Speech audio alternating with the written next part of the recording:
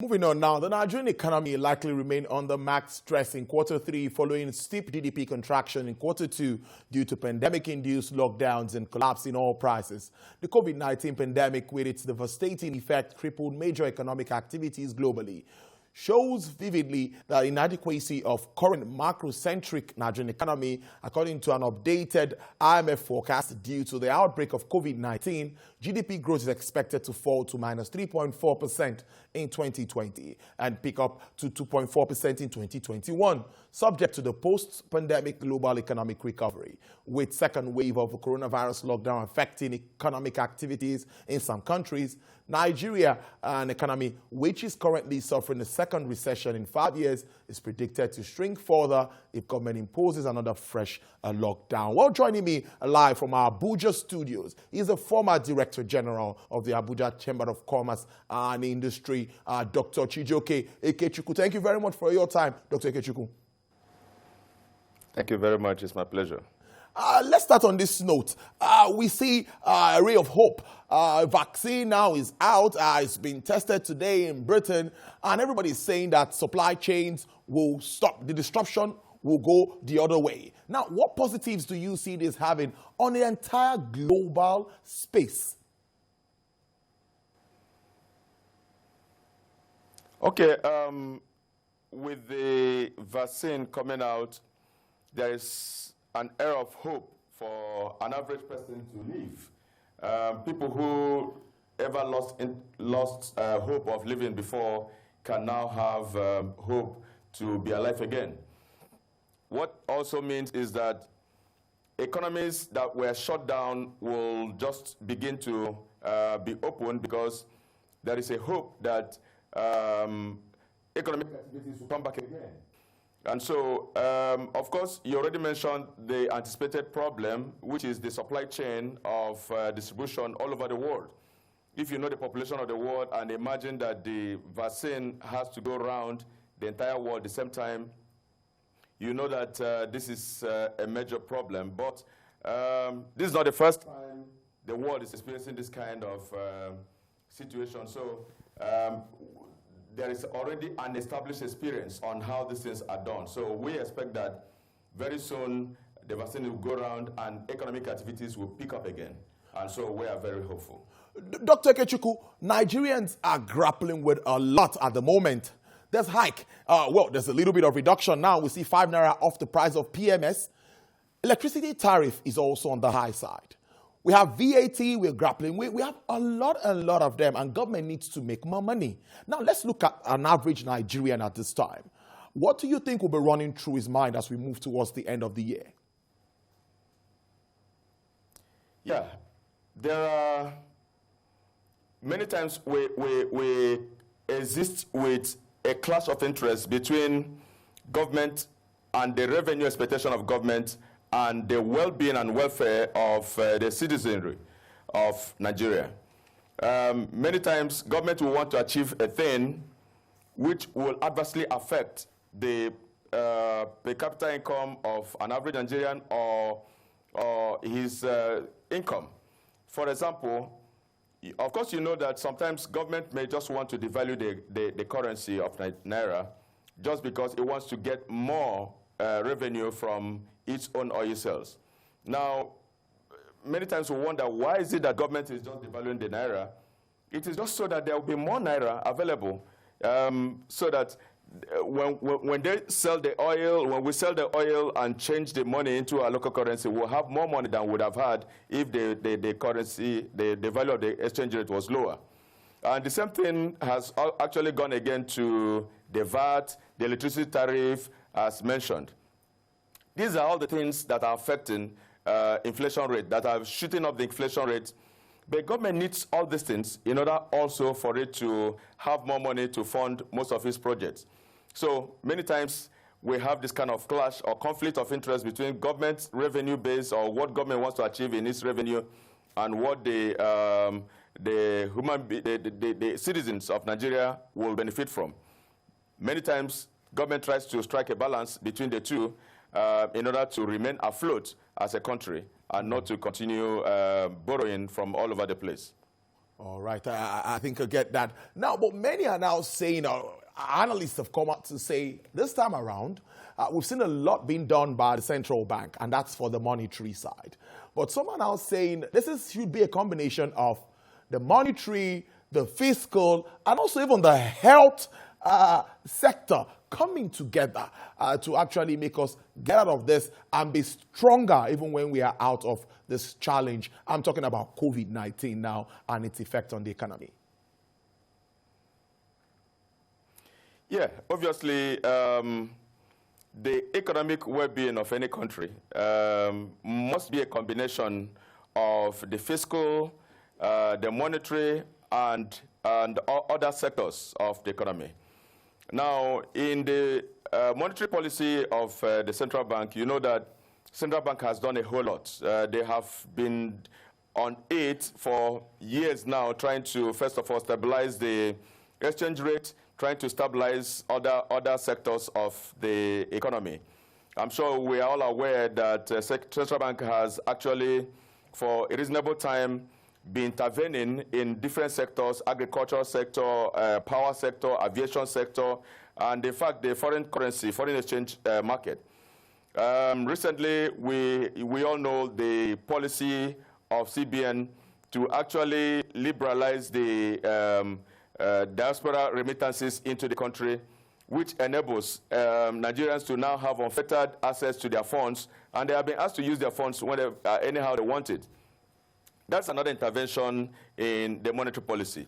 But talking about the fiscal policy, our debt burden is the aspect that is actually dealing with us. But of course, we also need that debt situation to be able to fund the deficit of our budget. We all know that we have a lot of deficit in our budget, both in 2019, 2020, and 2021. So that aspect of deficit has to be funded somehow, and that is just where the debt burden is increasing every day. Of course, when we also talk about the fiscal and talk about the taxation, which is actually what has been adjusted, especially in the area of VAT, it is beginning to give more funding to government, while the population of Nigeria is suffering from it. So these are some of the balances the government will continue to strike in order just to remain afloat. Yes, the effect may be adverse on Nigerians, but it is important that government be able to remain afloat and be able to meet its obligations when they fall due. So I take that to be an unprecedented crisis requires equally unprecedented policy response. Let's look at the aggressive way that the CBN has been trying to promote local production. We see a lot of investment in local production, agriculture, the pharmaceutical sector, trying to empower all of this so that we can save foreign exchange. What are the positives? What have you seen? Can we just, it's almost the end of the year.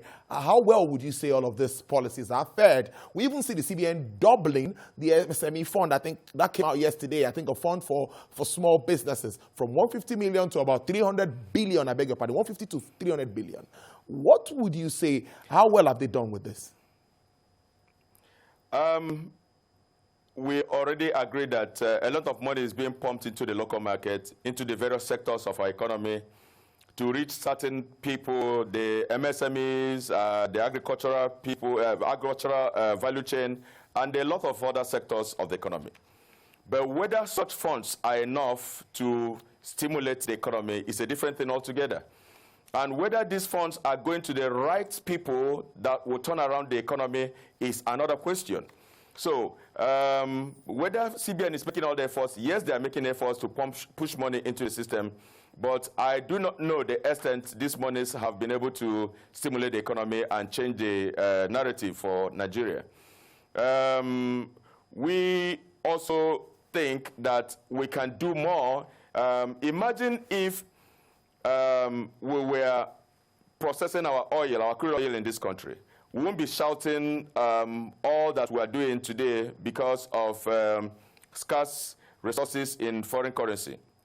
If we were processing our oil, crude oil, we would have had a lot of byproducts of crude oil. We're talking about asphalt, we're talking about carbon black. There are many products of refining, of various refineries that would have been exported today. So if we were refining our products in Nigeria, apart from the fact that we would have saved our very scarce exchange foreign currency, we would also have a lot of inflow coming from exports of these byproducts of refined crude. So that should be the major concentration of Nigeria to ensure, apart from ensuring that the foreign refineries we have are producing at least 80% capacity, we should also ensure that the private refineries that are going to produce the product today are in place, especially by 2021, as been promised by government. This would actually help us a lot in securing a very good balance of trade and balance of payments that we've been asking for. Now, when we talk about diversifying our economy, it comes to my mind that we've been talking about this for some time. We had the ERGP, Economic Growth and Recovery Plan. Now we have the sustainability plan, which is supposed to take us through for some years. Now, looking at all of these policy papers, are we really getting this inclusive growth that we need? Our population is still far away from our growth rate when we have to talk about GDP. So it seems that many are still slipping into poverty as we move on. Yeah, the reason the poverty level is still high to the extent that Nigerians are still not seeing the impact of all the efforts made by government. The reason is just very clear. When the population growth rate is higher than the economic growth rate, you continue to make all the efforts, but the population rate will actually weigh down on whatever achievements you have made in economic growth. We know the level of the percentage of growth we're experiencing every year, about 2.7% or more of population growth. Our economic growth is not as high as that right now. And if this continues, there is no way the average Nigerian that is in the rural area would benefit completely from the kind of growth and the kind of money government is pushing into the system. Don't also forget the level of corruption that exists in the country, which we have not eliminated. And until corruption is eliminated, we'll be talking about this every year and every moment. And so we need to also do everything to have a serious-minded fight against corruption, and we need to eliminate it, at least reduce it to a very major significance. Wow. So moving on, let's now look at recovery. We've talked about the problems. Let's now look at the recovery process that we expect as we round up the segment of the show. Yeah. The economy is recovering from the indicators that we have seen from National Bureau of Statistics recently. We have seen third quarter, most of the indicators are showing negative growth. But of course, you also see that talking about the trade, this time we're not doing better this particular quarter. We're doing better now, than we did in the second quarter. But when you compare the outcome of what we have now with what happened last year, by this time last year, we are not doing well at all. But these are actually the aftermath of the COVID-19 lockdown. If it was only Nigeria that locked down, it would have been better. But we know that the entire world was locked down, and we still have many economies of Europe and many economies of the Western world still locked down till today. Whatever activities of those economies, whatever thing that happens there will also affect us, either positively or adversely. Right now, we have adverse effects of whatever thing that's happening in the whole world. So those are the things affecting us. But otherwise, with what we have and the kind of growth that we are seeing gradually, we should be doing well. But I'm concerned about the fact that importation rate is growing both in the third quarter, second quarter, and in fact, far more than we ever experienced in the last, since 2017. And if our import is growing at this level and our exports are not growing, we also know that it's a danger for us and for our economy. That means we'll continue to have exchange rate problem. That means our balance of payment will continue to be negative, and it's not good for our economy. And that means we will still have problem with our foreign reserves, and these are the problems when you have a negative balance of trade. Dr. Chijioke Ikechukwu, it's always a pleasure talking to you, former DG of the Abuja Chamber of Commerce and Industry. Thank you very much for spending your afternoon with us on Business Nigeria.